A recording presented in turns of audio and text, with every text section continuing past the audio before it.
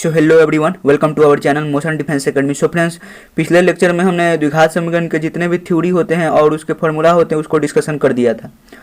तो उस लेक्चर को आप देख सकते हैं, प्लेलिस्ट में मौजूद है। तो आपसे रिक्वेस्ट है कि चैनल को सब्सक्राइब कीजिए, लाइक कीजिए, कमेंट कीजिए और शेयर कीजिए अपने दोस्तों के पास। तो इस लेक्चर में हम आपको जो भी उसके एनसीईआरटी के क्वेश्चन है तो उसको डिस्कस करेंगे। और साथ ही साथ हमने प्रकाश के परिवर्तन और अपवर्तन वाले जो भी फिजिक्स का चैप्टर है, फर्स्ट चैप्टर, उसको डाल दिया है, उसका पहला लेक्चर डाल दिया है, तो आप वो भी देख सकते हैं। तो आप चैनल को सब्सक्राइब कीजिए, लाइक कीजिए, कमेंट कीजिए और दोस्तों के साथ शेयर कीजिए। तो चलिए फ्रेंड्स स्टार्ट करते हैं। सोल्यूशन आपको दिखाई दे रहा होगा। 4.1 का पहला क्वेश्चन है कि जांच कीजिए कि क्या निम्न द्विघात समीकरण है। तो आपको करना क्या है कि ये दिया हुआ है कोई इक्वेशन, ये कोई इक्वेशन है, इसको जांच करना है कि द्विघात समीकरण के रूप में है या नहीं है। तो आपको थ्योरी पार्ट में हम बताए थे कि कोई भी द्विघात समीकरण जो होता है वो इस फॉर्म में होता है, ax² plus bx plus c equal to 0 के रूप में होता है। और जहाँ a जो होता है 0 कभी नहीं होता है, a जो होता है कभी 0 नहीं होता है। तो ये इस कंडीशन को याद रखते हुए इस क्वेश्चन को आप बना सकते हैं। तो करना क्या है कि ये जो दिया हुआ है, ये जो एक्सप्रेशन दिया हुआ है, इसको क्या करना है, ब्रेक करना है। इसको x प्लस 1 के होल स्क्वायर यानी a प्लस b के होल स्क्वायर में ब्रेक कर देना है, तोड़ना है। तो इसको तोड़ सकते हैं, x² plus 2x plus 1 is equal to, इसको 2 से मल्टीप्लाई कर दीजिए तो 2 इंटू x माइनस 6 हो जाएगा, 2x माइनस 6 हो जाएगा। तो इस रूप में ये ब्रेक हो जाएगा। अब सारे को एक तरफ कर दीजिए क्योंकि ax² plus bx plus c equal to 0 होता है, वो बराबर में 0 आता है। तो सारे को एक तरफ 0 कर दीजिए और एक तरफ ये सारे जितने भी एक्सप्रेशन है वो ला दीजिए। तो ये एक तरफ ला दिए हम। फिर इसको क्या करेंगे, यहाँ पे देखिए 2x और 2x कैंसिल आउट हो जाएगा। फिर आ जाएगा x² प्लस 1 प्लस 6 कितना होगा, 7 हो जाएगा। तो x² plus 7 is equal to 0। तो ये द्विघात समीकरण होगा कि नहीं होगा। तो यहाँ देखिए, हम इस रूप में देखिएगा तो यहाँ 3 टर्म था, जबकि यहाँ 2 आपको टर्म दिखाई दे रहा है। लेकिन हम कंडीशन बताए थे कि b 0 हो सकता है, c 0 हो सकता है, बट a कभी 0 नहीं होगा। तो यहाँ b जो है वो 0 हो गया है, बट c 0 नहीं है और a 0 नहीं है। तो a 0 नहीं है यानी कि ये द्विघात समीकरण के रूप में है, और x² के गुणांक में है, तो a 0 नहीं है तो ये द्विघात समीकरण है। तो यहाँ से कह सकते हैं कि ये द्विघात समीकरण है। तो चलिए नेक्स्ट क्वेश्चन पे चलते हैं। तो नेक्स्ट क्वेश्चन है ये, नेक्स्ट क्वेश्चन है x² minus 2x is equal to x² minus 2x is equal to minus 2 into 3 minus x। तो करना क्या है, इसको तो ज्यों कहते हैं छोड़ देंगे, और x² माइनस 2x ज्यों कहते हैं छोड़ दिए। फिर इसको 2 के साथ सबको मल्टीप्लाई कर देना है। तो माइनस 2 माइनस 3, 2 माइनस 2 और 3 से कितना होगा, तो माइनस 6। फिर माइनस 2 और माइनस x तो प्लस 2x, तो यहाँ प्लस 2x। अब सारे को एक तरफ कर दीजिए। तो सारे को एक तरफ कीजिएगा तो x² माइनस 2x और माइनस 2x आ जाएगा। इधर ये प्लस में है तो इधर माइनस में हो जाएगा, तो माइनस 2x, और ये माइनस में है तो इधर आ जाएगा तो प्लस में होगा, साइन चेंज कर जाता है तो प्लस 6। अब देखिए x² अब माइनस 2x माइनस 4x, यहाँ से आ जाएगा आपको x² minus 4x plus 6 is equal to 0। तो ये जो है द्विघात समीकरण के रूप में आपको दिखाई दे रहा होगा, x² plus bx plus c equal to 0। ये सिंपल है, यहाँ पे a 0 नहीं है और b भी दिया हुआ है, c भी इस इक्वेशन में आपको दिखाई दे रहा है। तो यहाँ से a फाइंड कर सकते हैं। a क्या है 1, b क्या है -4, इसके मल्टीप्लिकेशन जो भी इसके गुणांक है उसको ले सकते हैं। फिर c क्या है 6। तो यहाँ से ABCD भी फाइंड करना है, तो ABCD फाइंड करना। चलिए नेक्स्ट क्वेश्चन पर चलते हैं। तो नेक्स्ट क्वेश्चन है ये, नेक्स्ट क्वेश्चन है x minus 2 x plus 1 is equal to x minus 1 into x plus 3। अब दोनों टर्म को क्या करना है, इसको x के साथ एक दफ़ा, फिर x को फिर 1 के साथ, फिर माइनस 2x को x के साथ, फिर माइनस 2x को 1 के साथ, ऐसे गुना करेंगे। फिर x को x के साथ, फिर x को 3 के साथ, फिर x को माइनस 1 को x के साथ, फिर माइनस 1 को 3 के साथ। तो ऐसे गुना करके हम फाइंड कर सकते हैं। तो चलिए गुना देखिए, यहाँ पे किया हुआ है x को x के साथ तो x², फिर x को 1 के साथ तो x, फिर माइनस 2 को x के साथ तो माइनस 2x, और फिर माइनस 2 को माइनस 1 के साथ प्लस 1 के साथ तो माइनस 2। तो यहाँ ये आपको टर्म दिखाई दे रहा है, सेम है। यहाँ पे वैसे ही करेंगे, x को x के साथ तो x², x को 3 के साथ तो 3x, फिर x को सॉरी -1 को x के साथ तो -x, फिर -1 को 3 के साथ तो -3। अब सारे को एक तरफ कर दीजिए। तो यहाँ पे देखिए सारे को, तो ये x² जो होगा तो इधर आएगा, x² होगा तो इधर होगा तो -x² होगा, तो x² - x²। सॉल्व करने के बाद घटाओ और जोड़ने के बाद यहाँ आपको ये फॉर्म प्राप्त होगा 2x - x - 1 = 0। इसको लिख सकते हैं आप x - 1 = 0। तो क्या ये x² + bx + c = 0 के रूप में है? नहीं है, क्योंकि यहाँ पे जो है x² का जो गुणांक है वो x², अगर यहाँ a मान लें हम, तो a जो है वो यहाँ पे 0 है, इसलिए यह द्विघात समीकरण नहीं होगा। तो इसे कह सकते हैं कि यह द्विघात समीकरण नहीं है, जबकि b और c यहाँ पे दिया हुआ था। तो चलिए नेक्स्ट क्वेश्चन पे। सो नेक्स्ट क्वेश्चन आपको दिखाई दे रहा होगा, सेम वैसा ही क्वेश्चन है। x - 3 2x + 1 और x × x + 5। तो सेम वैसे ही गुना कीजिए, इन दोनों को मल्टीप्लिकेशन कर दीजिए, फिर इन दोनों को मल्टीप्लिकेशन कर दीजिए और दोनों को सब्सट्रैक्ट कर दीजिए या जोड़ दीजिए, जो भी है एक तरफ लेकर आइए। तो यहाँ से देखिए करेंगे तो क्या होगा, x को 2x के साथ तो 2x², फिर x को 1 के साथ तो फिर क्या होगा, x को 1 के साथ तो x, फिर -3 को 2x के साथ तो -6x, फिर -3 को +1 के साथ तो -3। तो इधर हो गया। फिर इधर क्या करना है, x को दोनों के साथ गुना कर देंगे तो x के साथ x², फिर x के साथ 5 को तो 5x, और फिर इधर इसको लाएंगे तो घटाएंगे तो x² बचेगा, यहाँ देखिए x² बचेगा, और फिर 5x को इधर लाएंगे और इधर बचेगा -5x, इधर बचेगा, ये दोनों को करेंगे घटाएंगे तो -5x और -5x तो -10x हो जाएगा, और फिर इधर -3 बचा हुआ तो -3। तो ये जो है ये आपको दिखाई दे रहा होगा कि इस रूप में ये व्यंजक, इस रूप में समीकरण है। तो x² + bx + c = 0 के रूप में इक्वेशन, जहाँ a = क्या है, a = है आपको 1, b = है -10 और c = है -3। तो आप यहाँ से आप बता सकते हैं। तो ये द्विघात समीकरण के रूप में है, क्योंकि a जो है वो 0 नहीं है, यहाँ पे a जो है जो 0 नहीं है, तो इसलिए द्विघात समीकरण है। चलिए नेक्स्ट क्वेश्चन पे चलते हैं। नेक्स्ट क्वेश्चन सेम वैसा ही है, सब वैसा ही है। फिर यहाँ पे भी मल्टीप्लिकेशन का खेल है। तो यहाँ पे करिए क्या, यहाँ दोनों ये जो है 2 जो बाहर है इसको इसके साथ फिर इसके साथ पहले गुना कर लीजिए, तो 2x - 6 हो जाएगा ये, तो 2x - 6 हो गया यहाँ पे, फिर 2x - 1। अब ये दोनों को मल्टीप्लिकेशन कर दीजिए, इसके साथ फिर इसको इसके साथ, फिर इसको इसके साथ, फिर इसको इसके साथ। तो यहाँ से 2x का 2x के साथ तो 4x², फिर 2x को -6 से तो 12x, फिर 2x को -1 को 2x के साथ तो -2x, फिर -1 को -6 के साथ तो +6 हो जाएगा, माइनस प्लस हो जाएगा। फिर सेम यहाँ पे वैसा ही होगा, x को x के साथ तो x², फिर x को -1 के साथ तो माइनस, यहाँ पे डायरेक्ट -x, और फिर 5 को x के साथ तो 5x, तो 5x, और फिर 5 को -1 के साथ तो -5 हो जाएगा। तो यहाँ देखिए, तो यहाँ से आपको ये प्राप्त होगा, ये सब कैलकुलेशन करने के बाद ये आपको प्राप्त होगा। फिर यहाँ से आपको फाइनली ये इक्वेशन आपको प्राप्त होगा, ये इक्वेशन आपको मिलेगा 3x² - 18x + 11 = 0। तो यहाँ से आपको दिखाई दे रहा होगा कि ये इक्वेशन जो है इस रूप में है, ax² + bx + c = 0 के रूप में है, क्योंकि फिर यहाँ a = 3 है जो कि 0 नहीं है, इसलिए इक्वेशन क्या है, द्विघात समीकरण है। तो यहाँ बस यही इसी रूप में है।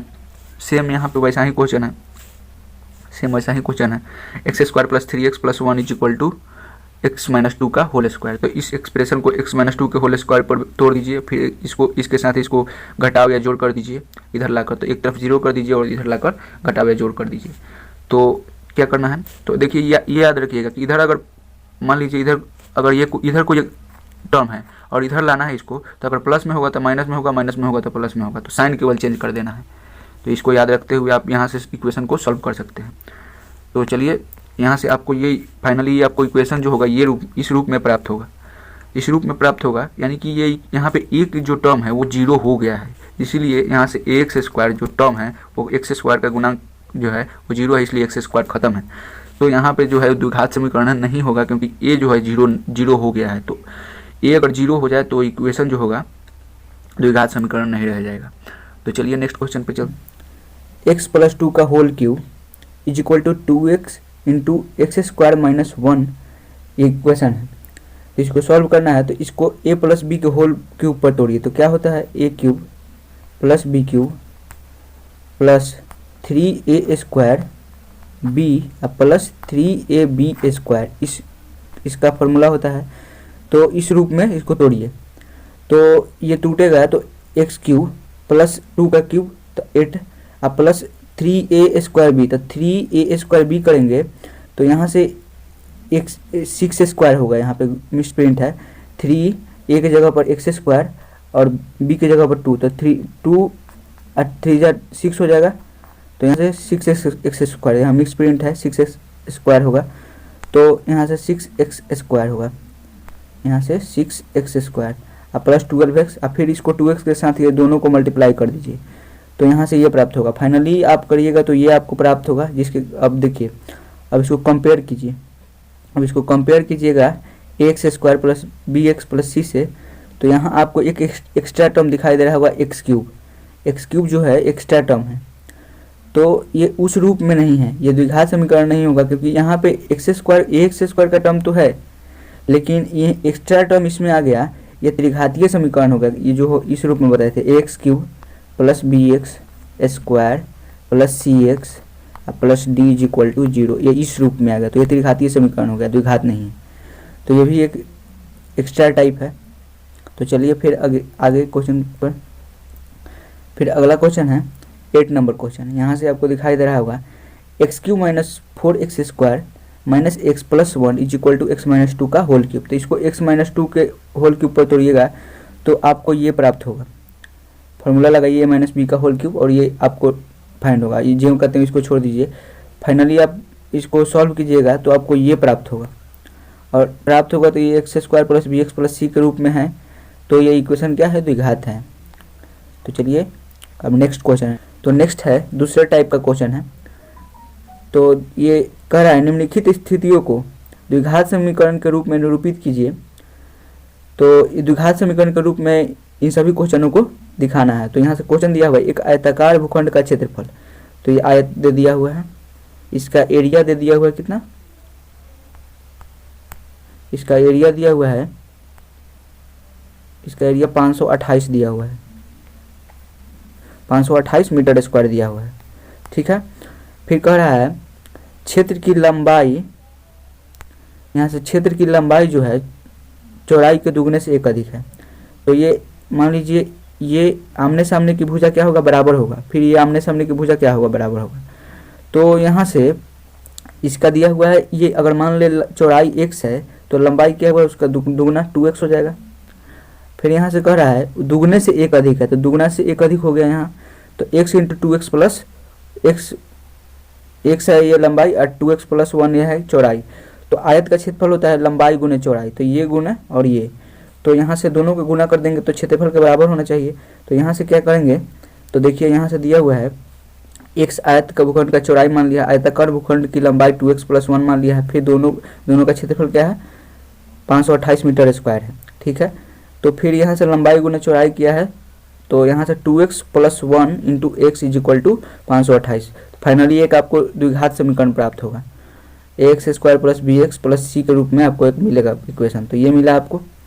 तो यहाँ से इसको सॉल्व करने के लिए क्या करेंगे, तो करिए क्या, यहाँ से a और c को क्या कीजिए, मल्टीप्लाई कर दीजिए। तो a और c को मल्टीप्लाई कीजिएगा तो 2 × -528, तो यहाँ से क्या होगा, -1056 आएगा। तो यहाँ से माइनस को छोड़िए अभी। तो यहाँ से b जो है, b को इसको 1056 आया, 1056 को करते क्या है, जो एक a और c का मल्टीप्लिकेशन आता है तो उसको क्या करते हैं, उसका एलसीएम ले लेते हैं। तो इसको एलसीएम लेंगे तो 2 से कितना होगा, 528 होगा। फिर 2 से कितना होगा, 2 से करिएगा तो फिर होगा आपका ये 2 और ये 6 और ये 4। फिर करिएगा 2 से, तो यहाँ से 132 आएगा, 132 आएगा, 132 आएगा। और फिर 2 से करिएगा तो यहाँ से 2 से करिएगा तो कितना होगा, 6 और यहाँ से 6, और फिर 2 से करिएगा तो यहाँ से 33। तो फाइनली आपको यहाँ से ये 2 का पेयर बनाइए तो 1 2 3 4 5, ये 5 मिला, तो पाँचों को गुणा करिएगा तो 32 और 33 आएगा। तो यहाँ से देखिए 33x, अगर 33x और -32x कर देंगे तो x आ जाएगा यहाँ से। और दोनों का 33 और 32 का -32 का गुणनफल करिएगा तो 1056 आ जाएगा। तो यहाँ से रखने का तरीका मिल गया कि 33x और -32x। तो करना क्या है, मेथड है कि ए और सी को मल्टीप्लाई कर दीजिए, इसका फिर एलसीएम ले लीजिए और एलसीएम के अनुसार ऐसा पेयर बनाइए कि जोड़ने या घटाने पर x पूरा दें और गुना करने पर ए और सी के बराबर आ जाए, जोड़ने और घटाने पर x के बराबर बी के बराबर आ जाए और गुना करने पर ए सी के बराबर आ जाए, ए इंटू सी के बराबर आ जाए। तो ऐसे रखते हैं। तो चलिए यहाँ से देखिए 33x, यहाँ से 33x -32x और 528। तो फिर यहाँ से क्या करिए, 2x इसमें से कॉमन कर लिए, x कॉमन कर लिए और फिर यहाँ से -16 यहाँ से कॉमन कर लिए। तो यहाँ से देखिए 2 टर्म मिला आपको, यहाँ से काटिए यहाँ से x कॉमन कर लिए, फिर यहाँ से -16x कॉमन कर लेंगे। तो यहाँ से आपको 2x + 3, फिर यहाँ 2x + 3 दोनों में कॉमन निकल रहा है, तो यहाँ 2x + 3 कॉमन कर लेंगे, फिर x - 16 बच जाएगा। तो यहाँ से आपको फिर क्या करना है, ये इक्वेशन बन गया। अब इस एक पार्ट को 0 कीजिए, फिर अगले पार्ट को 0 कीजिए, तो 2x + 13 = 0, फिर x - 16 = 0 होगा। अब यहाँ से देखिए, यहाँ से 2x = -13 करेंगे तो x बराबर -13/2 होगा, और यहाँ से इसको करेंगे तो x - 16 = 0, तो यहाँ से 16 आएगा। तो यहाँ से जो लंबाई है या चौड़ाई है ये कभी निगेटिव नहीं होता है, तो यहाँ x का वैल्यू जो होगा ये कभी नहीं लेंगे। लंबाई चौड़ाई कभी निगेटिव नहीं होता है, विस्थापन निगेटिव हो सकता है लेकिन लंबाई चौड़ाई निगेटिव नहीं होता है, तो यहाँ इसको नहीं लेंगे। x का वैल्यू जो होगा 16 लेंगे। तो यहाँ से चौड़ाई x माने थे तो चौड़ाई का वैल्यू 16 आया और लंबाई उसके दोगुना का 1 था, तो वो हो जाएगा 32 + 1 तो 33 हो जाएगा यहाँ से। तो यहाँ से देख सकते हैं 33 हो गया। तो चलिए नेक्स्ट क्वेश्चन पे चलते हैं। तो दो क्रमागत धनात्मक पूर्णांकों का गुणनफल 306 है, हमें पूर्णांकों को ज्ञात करना है। तो मान लीजिए दो क्रमागत, अगर हम पहला माने 1 से, धनात्मक तो पहले पॉजिटिव होगा, फिर दोनों क्रमागत होना चाहिए, मतलब लगातार एक के बाद दूसरा होना चाहिए। तो अगर x पहला अंक है तो दूसरा होगा x + 1, इन दोनों का गुणनफल जो है 306 दिया हुआ है। तो देखिए x पहला हो गया, पहला धनात्मक पूर्णांक x और दूसरा x + 1, और दोनों का गुणनफल दिया हुआ है तो दोनों का गुणनफल करके बराबर कर देंगे। तो यहाँ से x + 1 और प्लस इंटू x = 36। तो यहाँ से आपको एक द्विघात समीकरण प्राप्त हो रहा है। देखिए ये द्विघात समीकरण प्राप्त हो रहा है। अब इसको सॉल्व कीजिए, तो इसको सॉल्व करने के लिए क्या करें, AC, यहाँ AC क्या होगा, AC करिएगा तो 300 - 306 होगा। तो 306 का क्या कीजिए, इसको पहले ब्रेक कीजिए, एथी कीजिए, LCM लीजिए, और LCM लीजिएगा तो आपको एक ऐसा पेयर बन जाएगा जो जोड़ने या घटाने पे x होगा और गुना करने पर -306 आ जाएगा। तो ऐसा पेयर तब बन सकता है अगर मान लीजिए हम 306 का एथी करें, तोड़ें, तो कैसे करेंगे, 306 को हम अगर तोड़ें 306 को, तो देखिए 2 से, तो यहाँ से 1 और यहाँ 1 बचा तो 5 और 3, फिर ये 3 से होगा, 3 से हो जाएगा तो 3 और 5 और यहाँ से 0 1 सॉरी 5 और 1, और फिर यहाँ से 3, तो यहाँ से 17। तो यहाँ से देखिए 3 3 की 9 9 दूना 18, तो 18 17 का एक पेयर बनेगा। तो 18 17 का पेयर तो ऐसा रख दीजिए कि उसको कि जोड़ने पर x के बराबर आ जाए और गुना करने पर उस जोड़ने पर 1 के बराबर आ जाए, 1 यानी b के गुणनफल के बराबर आ जाए, x के गुणनफल के बराबर आ जाए, और गुना करने पर -306 AC के गुणनफल के बराबर आ जाए। AC यानी कि यहाँ x² के गुणांक और c के गुणांक, x² के गुणांक और c के गुणांक, ये दोनों के गुणनफल करने पर उतना के बराबर आ जाए, ऐसा दो वैल्यू रख देना। तो इसको यहाँ से देखिए रख दिया गया है 2x² और प्लस 18x,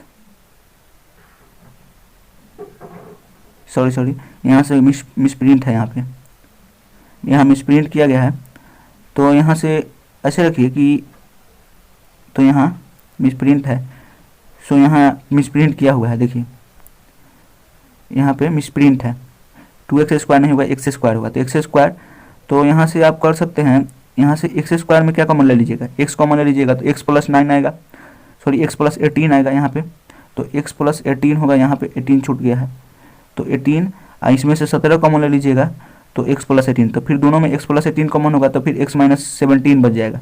तो x + 18 x - 17 बच जाएगा। तो यहाँ से आप 1 के 0 के बराबर कीजिए, तो यहाँ से निगेटिव जो होगा, हम पहले ही क्वेश्चन में बोल देते कि पॉजिटिव लेना है, तो निगेटिव जो होगा वो वैल्यू मान्य नहीं होगा। तो पॉजिटिव जो होगा एक दो वैल्यू आएगा एक्स का, लेकिन निगेटिव नहीं लेंगे, पॉजिटिव लेंगे, इसलिए क्योंकि पॉजिटिव बोला था क्वेश्चन में। तो यहाँ एक्स का वैल्यू 17 आया, एगो आएगा 18, लगातार होगा 18, 17 और 18। तो चलिए नेक्स्ट क्वेश्चन पे। तो नेक्स्ट क्वेश्चन है, रोहन की माँ उससे 26 वर्ष बड़ी है। रोहन की माँ 26 वर्ष बड़ी है, किससे? रोहन से, ठीक है। फिर उनकी आयु का गुणनफल अब से 3 वर्ष पश्चात 360 हो जाएगी। तो हमें रोहन की वर्तमान आयु ज्ञात करनी है। कह रहा है रोहन की माँ उससे 26 वर्ष बड़ी है। तो रोहन का अगर आयु हम मान लिए x, रोहन का आयु x मान लेते हैं, तो रोहन की माँ की आयु अभी क्या होगा? x + 26, ठीक है, क्योंकि वो 26 वर्ष बड़ी है। फिर कह रहा है उनकी आयु का गुणनफल अब से 3 वर्ष पश्चात 360 हो जाएगा। तो अब से 3 वर्ष पश्चात उनकी आयु का गुणनफल कितना होगा? 360 हो जाएगा। तो अगर x अभी है रोहन का, तो बाद में कितना हो जाएगा? x + 3, 3 वर्ष बाद x + 3 हो जाएगा इसका। और उसकी माँ का कितना होगा? तो x + 26 पहले ही था उसका माँ का, फिर +3 वर्ष जुड़ जाएगा, 3 वर्ष बाद इतना ही ना होगा, तो x प्लस कितना हो जाएगा? 29 हो जाएगा। तो राहुल का होगा x + 3 और x + 9 हो जाएगा, 29 हो जाएगा उसकी माँ का 3 वर्ष बाद। फिर कह रहा उनके गुणनफल 3 वर्ष के बाद उनके गुणनफल का कितना है? 360 है, तो उसके बराबर कर देंगे। तो देखिए x + 29 और इंटू x + 3 = 306। तो यहाँ से एक आपको इक्वेशन मिलेगा, द्विघात समीकरण गुणा करने के बाद ये इक्वेशन आपको मिलेगा। और फिर वैसे ही करना है, AC को गुणनफल कर देना है, उसको LCM ले लेना है। LCM को ऐसे अरेंज करना है कि जोड़ने पर x के यानी b के बराबर आ जाए, ये b जो है तो 32 इसके बराबर आ जाएगा, गुना करने पर AC यानी A और C इसमें जो भी गुना था, यहाँ तो A का वैल्यू 1 है तो C केवल C के बराबर हो जाएगा, यानी कि AC के बराबर आ जाए। तो b के दो वैल्यू ऐसे रखना है कि AC के बराबर आ जाए, गुना करने पर बराबर आ जाए, और b के योग के बराबर हो। तो चलिए यहाँ से आप करिएगा LCM, तो आपको यहाँ से 39x और -7x प्राप्त होगा। और यहाँ से 39x कॉमन, इसमें से x कॉमन ले लीजिएगा तो x + 39, और फिर इसमें से -7 कॉमन ले लीजिएगा तो x + 39 होगा। तो दोनों में से फिर x + 39 कॉमन हो जाएगा। तो यहाँ से आपको दो वैल्यू प्राप्त होगा। और x का मान अगर निगेटिव आएगा तो मान्य नहीं होगा, कभी भी एज जो होता है निगेटिव नहीं होता, आपकी आयु कभी निगेटिव नहीं होता है। तो यहाँ x का वैल्यू जो होगा निगेटिव नहीं लिया जाएगा, तो ये कैंसिल हो जाएगा। तो x का वैल्यू पॉजिटिव, तो x का वैल्यू अगर 7 आ रहा है तो रोहन की आयु था, और 7 वर्ष इसमें जोड़ देंगे, 26 वर्ष उससे बड़ी थी उसकी माँ, तो 7 वर्ष जोड़ देंगे तो 33 वर्ष हो जाएगा। तो यहाँ से ये क्वेश्चन भी क्लियर हुआ। चलिए नेक्स्ट क्वेश्चन पे। तो नेक्स्ट क्वेश्चन है